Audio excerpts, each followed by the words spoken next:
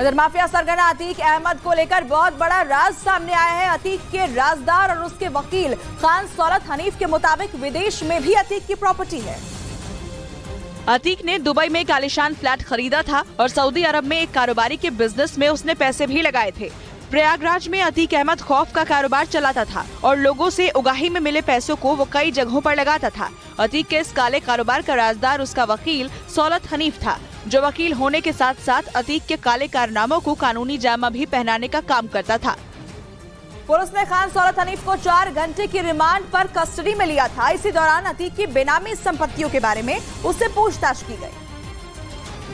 इसी में उसने कबूला कि माफिया सरगना अतीक की विदेशों में भी अकूत संपत्ति है और वही अतीक के सारे दस्तावेज तैयार करता था। यानी कि अतीक अहमद सिर्फ देश में ही नहीं बल्कि विदेशों में भी अपनी हनक दिखाने लगा था। वहीं पुलिस सूत्रों की ओर से दावा किया गया कि अतीक के वकील सौलत हनीफ ने यह स्वीकार किया कि अशरफ के साले सद्दाम ने ही अतीक को दुबई में पैसे लगाने के लिए मनाया था। क्योंकि सद्दाम कई बार दुबई जा चुका था, ऐसे में इस राज को सिर्फ सद्दाम ही जानता है कि दुबई में अतीक ने किसके नाम पर फ्लैट ले रखा है और अब उसी से पूछताछ में इसका पता चलेगा। वहीं बरेली में सद्दाम के खिलाफ कई मामले दर्ज हैं और बरेली की पुलिस ने उसके ऊपर 1 लाख रुपए का इनाम भी रखा है। अतीक अहमद की अकूत संपत्ति की जांच के दौरान एजेंसियों को जो इनपुट मिले हैं उसके आधार पर अब छानबीन का दायरा बढ़ चुका है। पुलिस अब प्रयागराज से दुबई तक पहुँचने वाली है। जाहिर है आने वाले दिनों में जाँच की दिशा में काफी बदलाव देखने को मिलेगा। और उस बीच दुबई में काली कमाई को खपाए जाने के मामले में प्रयागराज के करेली इलाके के भी एक शख्स का नाम सामने आ रहा है। पुलिस अब उसके नाम की जांच में जुटी हुई है। इसके बाद उस शख्स के खिलाफ भी जांच शुरू हो सकती है। उस शख्स के बारे में कहा जा रहा है कि वो अरब में इंपोर्ट एक्सपोर्ट का काम करता है, वहाँ उसका बड़ा कारोबार है। देश के कई राज्यों में अतीक के काले कारोबार की जानकारी सामने आने के बाद अब विदेशों में निवेश का पता चलने पर जांच एजेंसियां चौकन्नी हो गई हैं और दुबई से लेकर सऊदी अरब तक अतीक की संपत्तियों की पड़ताल शुरू हो गई है। जल्द ही पुलिस बहुत बड़ी कार्रवाई कर सकती है।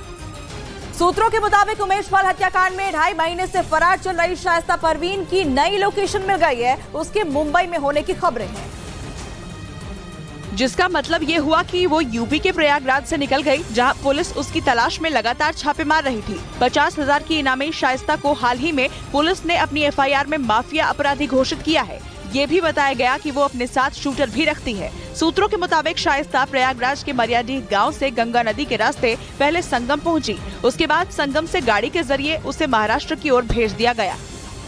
कहा जा रहा है कि अतीक की पत्नी शाइस्ता सबसे ज्यादा दिनों तक प्रयागराज और कौशांबी जिले में ही थी और अपने मददगारों की यहाँ पर छिपी हुई थी।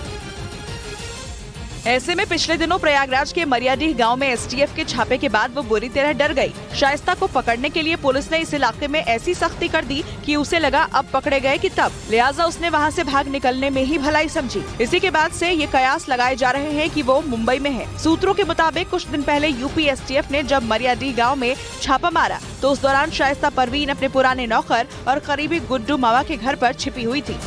लेकिन STF जैसे ही वहां पहुंची, बुर्का गैंग सामने आ गया। ये वही बुर्का गैंग है जो कई बार शाइस्ता के लिए पुलिस के आगे दीवार बनकर खड़ा हो गया और इसी का फायदा उठाकर वो कई बार पुलिस को चकमा दे चुकी है। वहीं सूत्रों के मुताबिक यूपी STF ने शाइस्ता के पुराने नौकर गुड्डू मामा से इस बारे में पूछताछ की है। इसके अलावा संगम में एक फल कारोबारी से भी सवाल जवाब किए गए। जानकारी के मुताबिक इसी फल कारोबारी ने गाड़ी का बंदोबस्त कर शाइस्ता परवीन को महाराष्ट्र की तरफ निकलने में मदद की थी। ऐसे में यूपी STF महाराष्ट्र पुलिस से लगातार संपर्क में है ताकि शाइस्ता को जल्द गिरफ्तार किया जा सके। जिन जिन लोगों के घर में शाइस्ता ने शरण ली थी उन सभी से पुलिस पूछताछ कर चुकी है।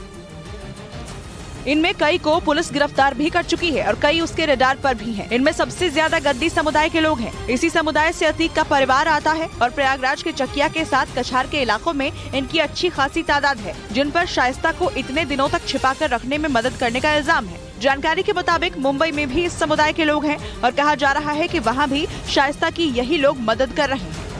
इजरायल और फिलिस्तीन